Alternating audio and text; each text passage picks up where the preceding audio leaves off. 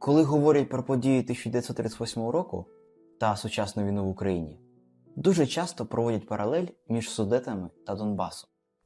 Це порівняння не є повністю точним, але деякі схожості дійсно існують. Перше. Риторика захисту своїх. У 1938 році Німеччина активно просувала ідею, що німці, які проживають на території Чехословаччини, ті самі етнічні німці, піддаються пригнобленню, та Берліну просто необхідно втрутитися. Схожу риторику ми бачили з боку Москви у 2014-му.